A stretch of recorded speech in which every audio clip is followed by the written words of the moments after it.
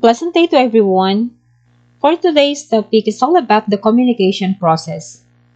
In everything we do, there is always a certain process that we need to follow in order to achieve the best effect of our actions. That's why processes are important because they describe how things are done and then provide the focus for making them better. And how they are done determines how successful the outcomes will be. Just like in communication, there is a process that we need to follow so as to achieve successful and effective communication. What is the communication process? The communication process is the guide to successful communication. Through the communication process, the exchange of shared meaning takes place between the sender and the recipient. Individuals who follow the process of communication will have the opportunity to become more successful in all facets of their careers. Effective communication leads to understanding. The communication process has two stages. Stage 1 is sending the message, and stage 2 is receiving the message. First on the process is the sender. The term sender may vary depending on the communication. The sender is also known as the source of the message or the provider of information, or we call it as the speaker if the communication is oral or verbal, writer if it is written communication, and encoder if the communication situation is electronic or verbal. The sender decides on the message to be sent, the most effective way that it can be sent. All of this is done bearing the receiver in mind. In other words, the sender's job is to conceptualize the message that can be correctly understood by the receiver. This is what we call encoding. Encoding occurs when the sender begins to formulate the message. Encoding means translating information into a message in the form of symbols that represent ideas or concepts. One of the first things that the sender must determine is the channel that he will use to convey the message. Channel is the term that refers to the medium that carries the message from the sender to the receiver. The channel varies from the communication, if it is oral, written, visual, or electronic. For our purposes as public speakers, the channel is the spoken word sent through the sound waves of the human voice. In marketing or promotions, the channel may be television, radio, newspaper, or a salesperson.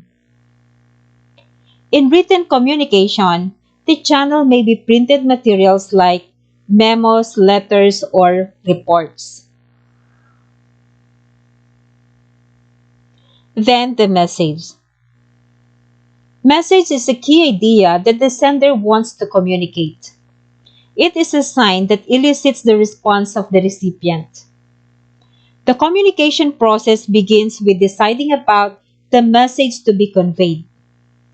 It must be ensured that the main idea or objective of the message is clear. When the receiver views or hears the message, she will decode.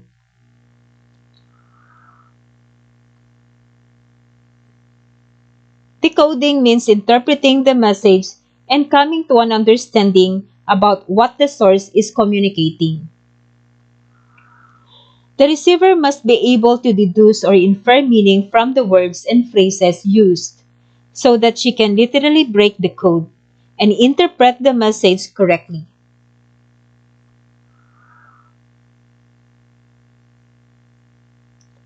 The receiver can be called recipient, decoder, listener, or viewer. The receiver is the person for whom the message is intended, aimed, or targeted. The degree to which the decoder understands the message is dependent upon various factors such as knowledge of the recipient, her responsiveness to the message which involves the context, and the reliance of the encoder on the decoder. The receiver can usually interpret the message without any complicated processing, as long as the code used to create the message has a common meaning between the sender and the receiver.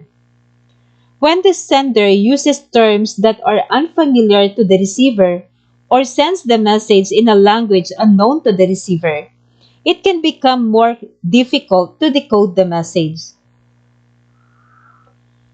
The language difference between the speaker and the listener interferes with the listener's decoding process and becomes a barrier to shared meaning. Interference or noise comes in many forms. Noise is the term given to anything that disrupts the communication. That is, anything that prevents the audience from receiving the message the way the source intended to.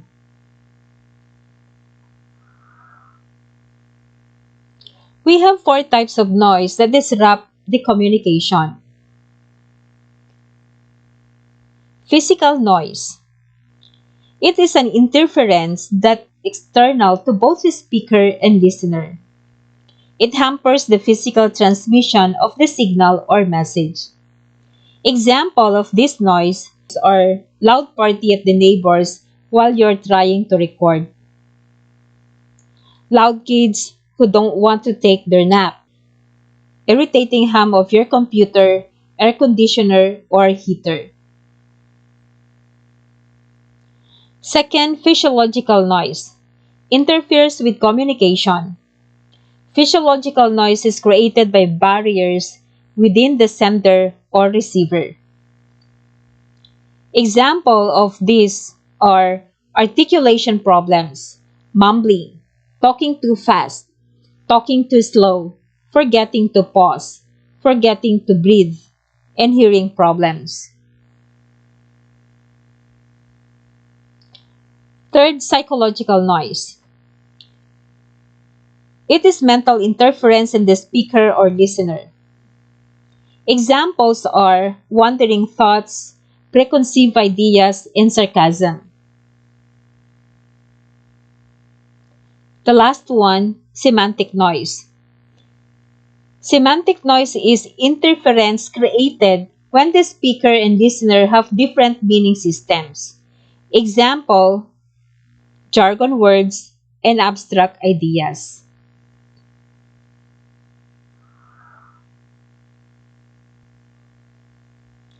After decoding or interpreting the message, the recipient will encode or conceptualize feedback based on what she understood with the message that she received from the sender and decide what will be the channel that he will use to deliver the feedback.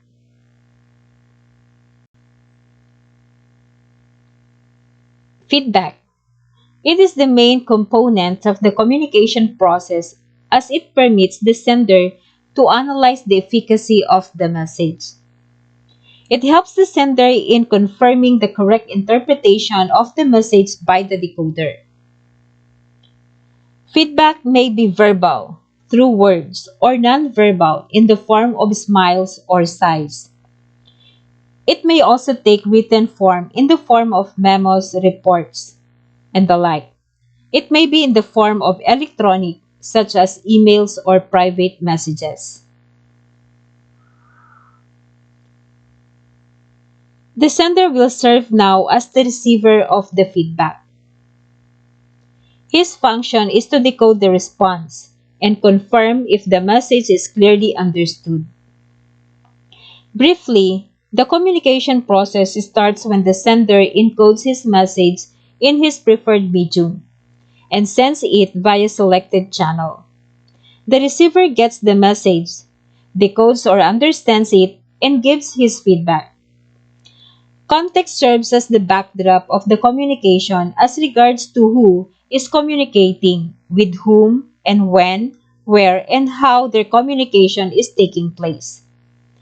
Noise or interference may occur while sending, receiving, interpreting, or answering the message. Thank you for watching. I will end this with simple quotation from Rania Al-Abdullah. We are stronger when we listen and smarter when we share. Don't forget to like, share, and subscribe. Click also the notification bell so that you will be notified for the next video.